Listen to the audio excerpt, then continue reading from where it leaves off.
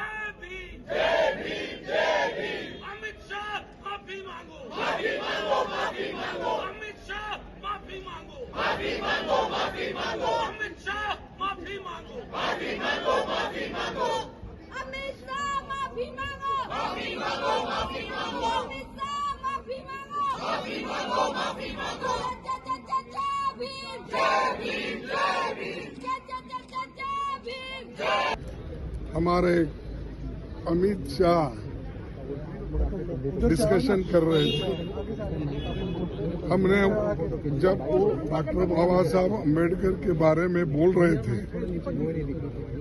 उन्होंने ये कहा था कि आप लोग अम्बेडकर अम्बेडकर 100 बार पुकारते हो, उतना ही अगर आप 100 बार भगवान का नाम अगर लेते तो आप 7 बार स्वर्ग में जाते। यानी बाबा साहब अम्बेडकर का नाम लेना ये गुनाह है और उनकी बनाई हुई संविधान को विरोध करना उनकी मंशा थी। यानी वो क्या बहुत बड़े आदमी थे? आप भगवान का नाम लेने का काम नहीं कर रहे, अम्बेडकर अम्बेडकर बोल रहे। ये ऐसा उन्होंने बात किया, तब मैंने हाथ उठाया, तब उनको ईल्ड होने के लिए कहा, लेकिन मुझे वो मौका नहीं मिला। हालांकि उसी वक्त मैं ये उठाकर गड़बड़ करना चाहता था, लेकिन जब पार्लियामेंट चल रही थी तो हम सभी लोग मिलकर इसके लिए जो कोऑपरेट करके डिस्कशन बाबा साहब अम्बेडकर के संविधान पे हो रहा है, तो इसीलिए हम वो उस वक्त खामोश बैठे। और उसके बाद में जब आज शुरू होता कि सवाल हम उठाने के लिए तैयार हो गए। आज आपको मालूम है, सुबह भी हम पार्टी के सभी पार्टी के लोग एक होकर जो बाबा साहब का अपमान शाह ने किया है वो गलत है, इसीलिए आई डिमांड हिज रेसिग्नेशन। जो अपमान संविधान का करता है, बाबा साहब अम्बेडकर का नाम लेकर अगर उनकी नाम अगर तुम बार बार लेते रहेंगे, इतना ही नाम अगर आप भगवान का लिए तो आप 7 बार हेवन जा सकते थे, यानी स्वर्ग जा सकते थे। ये कहना, ये बात कहकर बाबा साहब का अपमान किया, संविधान का अपमान किया।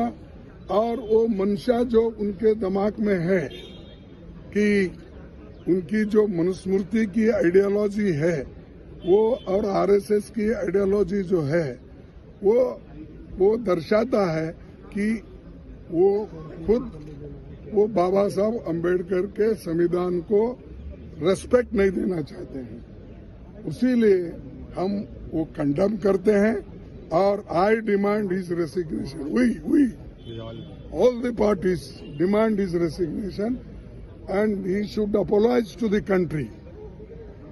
और वो अपना काम करना चाहिए उन्होंने।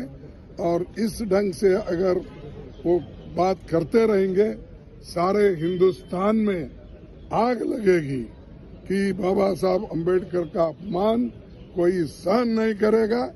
अगर उनको अपने जगह से इस्तीफा देना चाहिए और ऐसे अपमान कोई पार्टी कोई देश का आदमी स्वीकार नहीं करता। महामानव भारत रत्न बोधिसत्व बाबा साहब अम्बेडकर जी के बारे में राज्यसभा में केंद्रीय गृह मंत्री जी का स्टेटमेंट आया। उन्होंने कहा कि अम्बेडकर अम्बेडकर अम्बेडकर बोलना एक नई फैशन हो गई है और इतना नाम जो है भगवान का लेंगे। जिस तरह से ये स्टेटमेंट आया है हम उसको बहुत निषेध करना चाहते हैं, क्योंकि मेरा सबसे बड़ा कहना ये है कि आप भारतीय संविधान पे बात करते हैं, संसद में 2 दिन, लोकसभा में बात हुई, राज्यसभा में हुई, और जब आप बाबा साहब की बात कर रहे हैं जिन्होंने हम सबको, अभी वर्षा गायकवाड़ यहाँ तक पहुँची, संसद में खड़ी है, उसका कारण क्या है? क्योंकि भारत रत्न डॉक्टर बाबा साहब अम्बेडकर जी की वजह से मैं यहाँ तक पहुँची। मेरा सवाल ये है कि भाजपा और आरएसएस ने हमेशा ही बाबा साहब जी के ऊपर बात की है, टिप्पणी की, आलोचना की, जैसे आपको मालूम है, और संविधान के ऊपर बात करने का काम किया है। तो ये जो है ये अपमान हम नहीं सहेंगे। जिस तरह से संविधान के बारे में बोला जाता है, आप सबको पता है कि संविधान बहुत पुराना हो गया है। ये पंतप्रधान जी के आर्थिक मसूदा अधिकार ने बोला था कि 50 साल पुराना हो गया, नया संविधान लाना चाहिए। किसी ने कहा गैस बदलता है, कपड़े बदलते हैं, वैसे देश का संविधान बदलना चाहिए। किसी उनकी पार्टी के नेता ने कहा कि अरबी समुद्र में संविधान को जो है वो डालना चाहिए। इस तरह की जो कमेंट आती है ये बिल्कुल हम सहेंगे नहीं, क्योंकि बाबा साहब हमारी अस्मिता है, हमारा अस्तित्व है और हमारे आराध्य देवत है। और जो हमारे आराध्य देवत के बारे में, अस्मिता और अस्तित्व के बारे में बात करेगा उसको हम छोड़ेंगे। मैंने कल भी एक चीज़ कही है कि रेशिम बाग में और दीक्षा भूमि में बहुत फर्क है। फर्क ये है कि दीक्षा भूमि जो है वो संविधान मानता है और रेशिम बाग जो है वो मनुस्मृति मानता है। हम ये बिल्कुल सहेंगे नहीं, बाबा साहब का अवमान नहीं सहेंगे। आप किस चीज़ के बारे में बात कर रहे हो, आपको पता भी है क्या?